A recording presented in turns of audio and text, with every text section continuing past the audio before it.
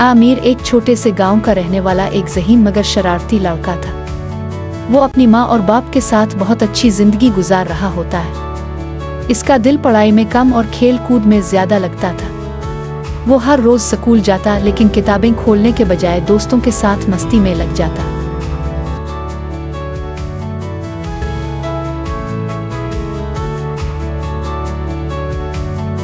इसके उस्ताद रहमत साहिब इसे हमेशा समझाते, बेटा मेहनत करो वरना वक्त तुम्हारा इंतजार नहीं करेगा। की बातों पर तवज्जो करने की बजाय दूसरी तरफ अपना मुतवज्जे रहता। एक दिन स्कूल में सालाना इम्तिहानात की तारीख का ऐलान हुआ। शामिर के दोस्तों ने तैयारी शुरू कर दी मगर शामिर ने सोचा कि अभी बहुत दिन बाकी है। वो बदस्तूर खेल में लगा रहा।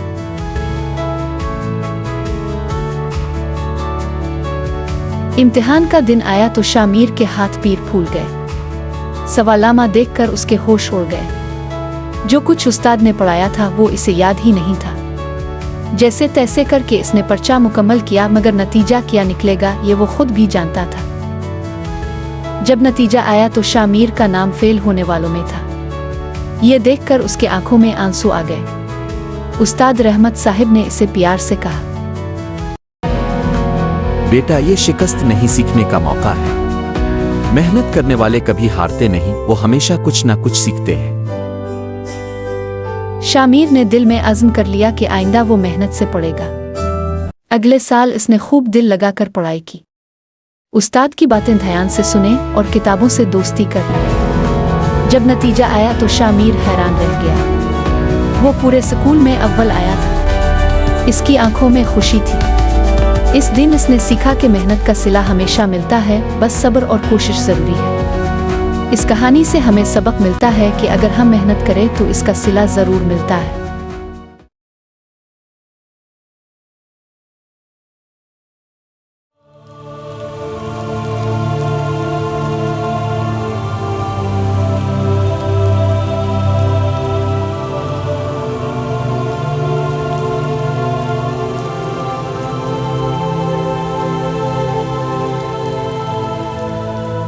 बहुत पुराने वक्तों की बात है। एक खूबसूरत जंगल के किनारे एक छोटा सा गांव आबाद था। यह गांव पहाड़ों और घने दरख्तों के दरमियान वाक़ था।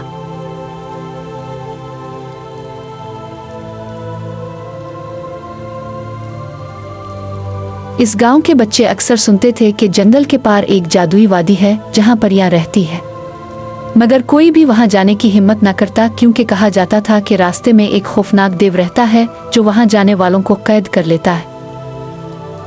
सीलिया जो गांव की सबसे बहादुर लड़की थी, हमेशा इस वादी के बारे में जाने की ख्वाहिश रखती थी। एक दिन इसने फैसला किया कि वो इस वादी को खुद देखेगी। इसने एक छोटी सी थैली में कुछ खाने पीने का सामान रखा और खामोशी से जंगल की तरफ रवाना हो गई। सीलिया जंगल में चलते चलते एक बड़े दरख्त के करीब पहुंची। अचानक जमीन जोर से हिलने लगी और एक खौफनाक देव दरख्त के पीछे से निकला। इसकी आंखें चमकदार और वो अपना रंग बदलने और रूप बदलने का माहिर था। सीलिया जल्दी से एक झाड़ी के पीछे छप गई और सोचने लगी कि कैसे आगे बढ़े। सीलिया ने राकुशस को धोखा देने के लिए एक चाल चली।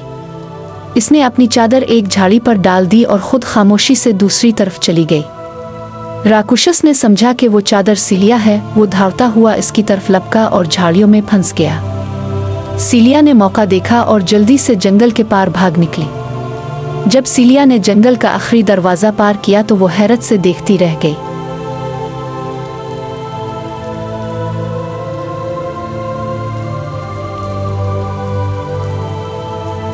इसके सामने एक निहायत हुसैन वादी थी जहां रंग बरंगे फूल खिले हुए थे, पानी के झरने चमक रहे थे और हर तरफ खुशबू फैली हुई थी।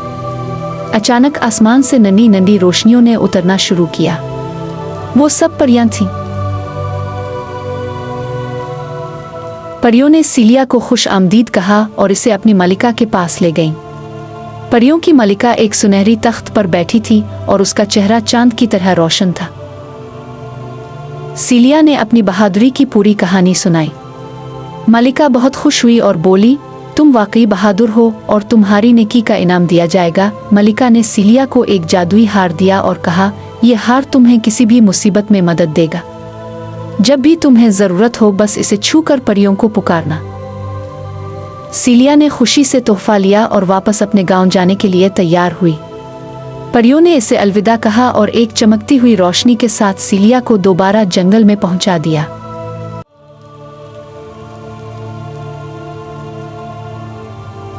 जंगल के दरमियान सीलिया को वही देव फिर से मिला जो पहले से ज्यादा गुस्से में था।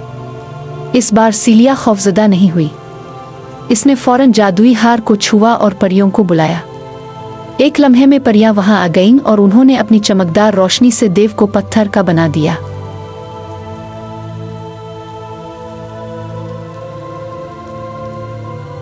जब सीलिया गांव वापस पहुंची तो सब हैरान थे। इसने पूरी कहानी सुनाई और जादुई हार भी दिखाया। गांव के लोग बहुत खुश हुए कि सीलिया की बहादुरी ने न सिर्फ परियों की वादी दरियाफ्त कर ली बल्कि खौफनाक देव से भी सबको नजात दिला दी। सीलिया की बहादुरी के किस्से पूरे इलाके में मशहूर हो गए।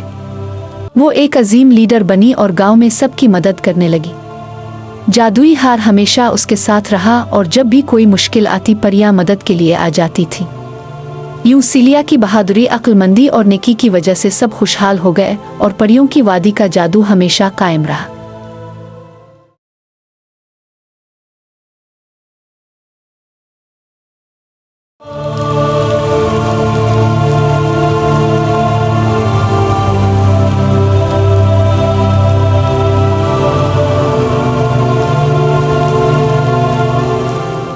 ग्यारह साला बालवीर एक गांव में रहता है। इसके दिल में हमेशा से मुहिम जोई की ख्वाहिश थी।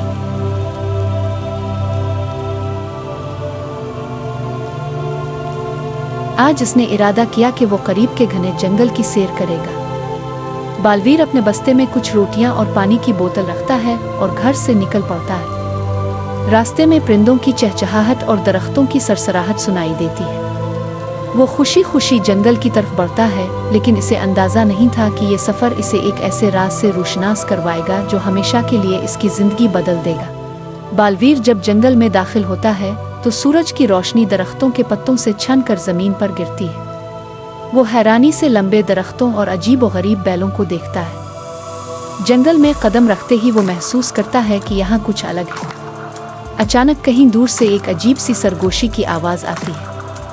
ऐसा लगता है जैसे दरख्त खुद आपस में बातें कर रहे हो। बालवीर की धड़कन तेज हो जाती है, मगर उसकी तजस्सुस की फितरत इसे आगे बढ़ने पर मजबूर कर देती है। बालवीर चलते चलते एक छोटे तालाब के करीब पहुंचता है। वहां इसे एक हिरन दिखाई देता है जो पानी पी रहा होता है।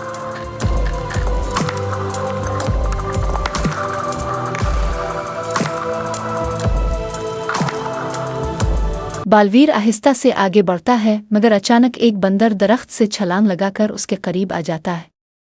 तुम कौन हो? ऐसा लगता है जैसे बंदर की आंखें यही सवाल कर रही हो। बालवीर मुस्कुराता है और कहता है, मैं बालवीर हूँ, मैं सिर्फ जंगल की सैर कर रहा हूँ। बंदर कुछ देर इसे घूरता रहता है और फिर उछलकर एक और दरख्त पर जा बैठता है। बालवीर हैरान होता है कि जानवर इस पर नजर रख रहे हैं, जैसे वो किसी नए मेहमान का जायजा ले रहे हों।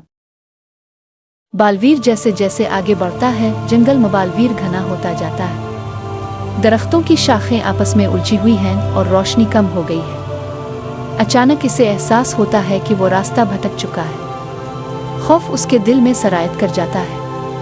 वो पीछे देखता है, मगर अब सब रास्ते एक जैसे लग रहे हैं। वो बेबसी से इधर अलिफादेर देखता है, मगर हर तरफ घने दरख्तों के सिवा कुछ दिखाई नहीं देता। पत्तों के बीच से कुछ सरसराहट की आवाज़ आती है।